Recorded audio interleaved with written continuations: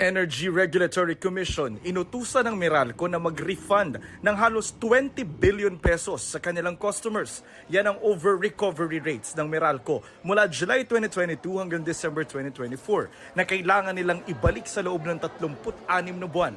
Katumbas yan na refund na 20 centavos kada kilowatt hour para sa residential customers na ayon sa Meralco ay makikita sa bill simula Abril. Vietnamese na nag-aalok ng cosmetic surgery gaya ng breast at butt augmentation kahit walang lisensya, arestado. Huli rin ang kanyang Vietnamese assistant. Sinusubukan pa naming makuha ang panig ng klinik at ng mga naaresto.